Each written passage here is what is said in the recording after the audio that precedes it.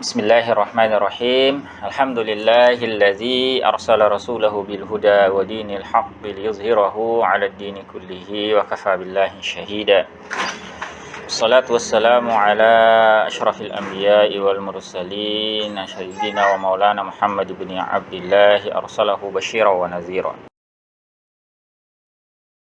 Alhamdulillah, pada kesempatan malam hari yang berbahagia ini kita lanjutkan kembali ulasan kita di dalam kitab Riyadhus Shalihin min kalami Sayyidil Mursalin, masih di bab yang ketiga. Tepatnya pada hadis ke-31 ya. Sebuah hadis yang diriwayatkan dari sahabat Anas bin Malik radhiyallahu anhu. Qal wa an Anas radhiyallahu anhu qal, dari Anas radhiyallahu anhu, ini Anas bin Malik radhiyallahu anhu, beliau berkata, marran nabiyyu sallallahu alaihi wasallam bimra'atin tabaki 'inda qabr. Nabi sallallahu alaihi wasallam melewati seorang wanita ya, yang sedang menangis ya. Melewati seorang wanita yang sedang menangis di dekat kubur. Jadi sebuah kuburan, ada wanita menangis di situ. Faqal, lalu beliau bersabda ini kepada wanita tersebut, ittaqillaha wasbiri. Bertakwalah kepada Allah dan bersabarlah. Ya, ini yang disampaikan oleh Nabi Shallallahu Alaihi Wasallam kepada wanita tersebut ya. Atau kalau dalam riwayat lain, misalnya dalam riwayat Abu Naim atau Abu Nuaim ya, dalam kitab Al-Mustakhraj disebutkan faqal ya amatallahi taqillaha. Jadi redaksinya, wahai hamba Allah, bertakwalah engkau kepada Allah. Imam Al-Qurtubi ketika mengomentari riwayat ini, beliau mengatakan az-zahiru annaha kana fi bukaiha qadru zaidin min nauhin aw ghairihi. Jadi yang tampak dalam peristiwa wanita ini bahwa dia itu dalam tangisannya itu dia melebihi kadar yang semestinya. Karena kalau sekedar menangis itu nggak masalah ya. Nabi Shallallahu Alaihi Wasallam juga bersedih, bahkan menangis ketika ditinggal mati oleh orang yang beliau cintai ya. Bahkan yang riwayat yang lalu kita baca, misalnya cucu Nabi Shallallahu Alaihi Wasallam itu meninggal dunia, beliau juga sangat bersedih ya. Nah, di dalam riwayat ini oleh Imam Al-Qurtubi dikatakan bahwa wanita tersebut bukan sekedar menangis ya, tetapi juga bahkan melampaui itu. Misalnya dia meratap dan sebagainya ya. Walihadza amaraha bittaqwa, oleh karena itulah beliau memerintahkannya untuk bertakwa. Ya. Di ungkapan Nabi sallallahu alaihi wasallam tadi ittaqillaha wasbiri ya, ungkapan itu menunjukkan bahwa apa yang dilakukan oleh wanita tadi itu adalah sesuatu yang keliru. Bukan sekedar menangis, tapi lebih dari itu. Ternyata disampaikan hal yang demikian, wanita tadi menanggapi faqalat, dia berkata apa? Ilaika anni fa innaka lam tusab bi musibati. Menjauhlah engkau dariku, karena sesungguhnya engkau tidak ditimpa oleh musibah yang mengenaiku. Ini yang disampaikan oleh wanita ini. Tetapi walam ta'rifu, wanita ini tidak tahu kalau dia itu berbicara dengan Nabi Shallallahu Alaihi Wasallam. Ini dinasihati untuk bertakwa kepada Allah dan bersabar.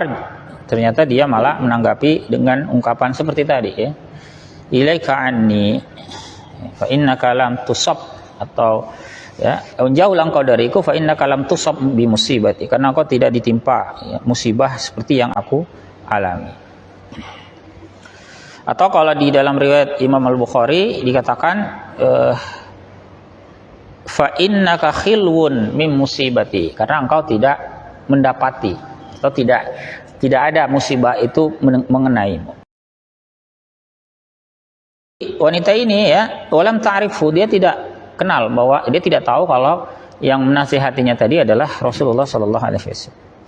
Ketika beliau pergi ya, lalu faqila laha, disampaikan kepada wanita itu, innahun nabiyyu sallallahu alaihi wasallam, bahwa yang orang tadi itu yang menasihati itu adalah Nabi sallallahu alaihi wasallam. Ya.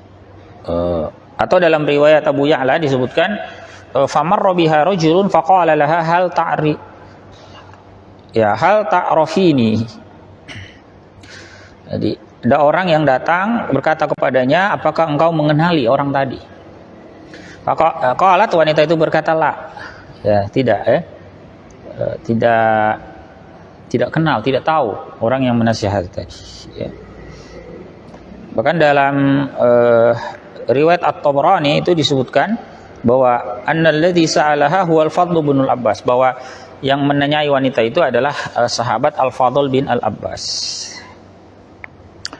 Singkat cerita disampaikan kepada dia, innahun nabiyyu sallallahu alaihi wasallam, bahwa orang tadi itu yang menasihatimu itu adalah Nabi sallallahu alaihi wasallam. Nah, baru wanita ini menyesal, ya, karena dia bersikap tidak pantas. Jadi nasihati baik-baik, justru dia menyampaikan seperti tadi, ilaika anni, pergi, ya, pergi dari, menjauhlah, ya, karena kamu tidak merasakan apa yang aku rasa, dan seterusnya. Fa'atat baban Nabi sallallahu alaihi wasallam falam tajid 'indahu bawwabi. Lalu wanita ini mendatangi, ya, pintu rumah Nabi sallallahu alaihi wasallam. Dia tidak mendapati di sana itu ada penjaga pintu. Ya. At-Tibi ketika mengomentari ungkapan ini, beliau mengatakan bahwa faidatu hadhil jumlati annahu lamma qila laha innahu an-nabiy sallallahu alaihi wasallam istash'arat khaufan wa haibatan fi nafsiha wa tasawwarat annahu mislul muluki lahu hajibun aw bawwabun yamna'un nasu minal wusul ilaih. Ketika disampaikan kepada wanita itu bahwa yang datang menasihati tadi itu adalah Nabi sallallahu alaihi wasallam, wanita tadi ini kemudian merasa takut. Dia merasa takut, ya, merasa khawatir pada dirinya.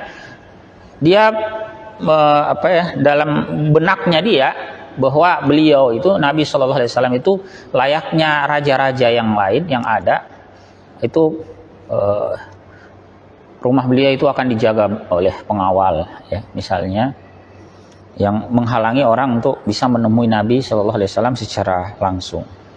Ternyata fawajadatil amra bi khilafi ma tasawwarathu.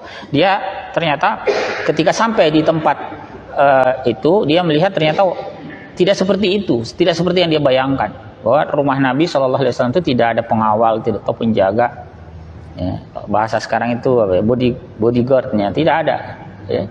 Bisa menemui Nabi Shallallahu Alaihi Wasallam itu secara langsung.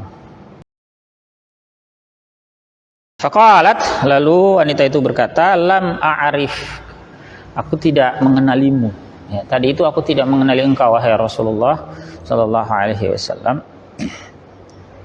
Atau dalam redaksi Abu Hurairah itu disebutkan wallahi ma araftuk, ya, dengan redaksi fi'il madhi. Ya, tidaklah aku mengenali engkau, ya. Faqal, lalu beliau bersabda, ya, menyampaikan kepada wanita tadi, innamas sabru 'indas sadamatil ula, bahwa as-sabr itu kesabaran itu tidak lain ketika kita itu saat awal kita terkena musibah itu. Ini inda mufaja'atil musibah, ya, kata Ibnu Allan di sini, yakni ketika musibah itu datang, awal-awal kita terkena musibah, kesabaran itu ditujukan saat itu, bukan setelah beberapa saat, ya, berikutnya, bukan, ya. Karena kalau misalnya beberapa saat kemudian, apalagi sampai berhari-hari, ya wajar kalau orang sudah mulai tenang. Tapi kesabaran yang hakiki itu terlihat, ya, pada saat orang itu awal mula terkena musibah. Ya, itulah diantara makna innamas sabru 'indas sadamatil ula. Bukan berarti kesabaran yang datang belakangan itu tidak berpahala, ya, di sisi Allah Ta'ala. Tidak demikian juga, ya. Namun Ibnu Allan di sini mengutip penjelasan Ibnul Munir, beliau katakan ini kesabaran pada kondisi awal itu fahuwal ladzi yatarattabu alaihi tsawabu ay kamaluh. Ini itulah kondisi yang mendapatkan pahala yang utama. Ini kemuliaannya itu, jadi pahalanya itu lebih sempurna ketika orang itu bersabarnya sejak semula, sejak awal. Ya. Jadi ikhwafillah rahimakumullah, di dalam nasihat ini ya, seakan beliau sallallahu alaihi wasallam mengingatkan kepada wanita tersebut untuk memperbaiki ya sikapnya, meluruskan kembali sikapnya ya terhadap kesabaran itu. Jadi bukan Nabi SAW itu tidak marah dalam redaksi ini ya. Jadi dalam riwayat tidak disebutkan Nabi itu marah ya karena perlakuan wanita tadi ya, yang tidak mengenali dia lalu bersikap seperti itu. Jadi Ibnu Alan di sini mengatakan ka'annahu qala laha, atau beliau mengutip ya At-Tibi. Jadi seakan beliau mengatakan kepada wanita itu, da'il i'tizara fa inni la aqdabu li ghairillah. Ya, tidak perlu minta maaf. Karena aku, kata Nabi, karena Nabi sallallahu alaihi wasallam itu tidak marah li ghairillah. Ya, kalau bukan karena Allah taala. Jadi kalau hanya masalah personal Nabi sallallahu alaihi wasallam itu Nabi maafkan. Ya. Lain cerita kalau syiar agama Allah ini ya yang direndahkan atau yang dilecehkan. Tapi kalau sosok beliau sallallahu alaihi wasallam, beliau memaafkan ya kepada wanita tersebut. Diwanzuri ila nafsiki fi tafwitika thawab al-jazila bi adami sabri 'inda mufaja'atil musibah. Jadi perhatikanlah dirimu ya di mana engkau melewatkan pahala yang sangat banyak ya karena sikap yang tidak bersabar ketika awal terkena musibah itu. Jadi ikhwafillah rahmatullahi alaikum, kualitas kesabaran kita itu terlihat ketika awal musibah itu datang. Nah, dalam riwayat Muslim itu ditambahkan wa fi riwayatil Muslim tabaki ala sabiyillah, bahwa wanita tersebut itu menangis ya karena yang meninggal itu adalah anaknya yang masih kecil. Jadi dia punya anak yang masih kecil meninggal. Ya, itu tadi kuburnya dia, ya, kubur anak itu, lalu wanita tersebut, ya, seperti yang kita kisahkan tadi. Jadi sekali lagi, ikhwafillah, rahimakumullah, bersedih karena ditinggal mati oleh orang yang kita cintai, itu perkara yang manusiawi, ya, yang wajar adanya, bukan perkara yang tercela, ya. Namun ada batasan-batasan, ya.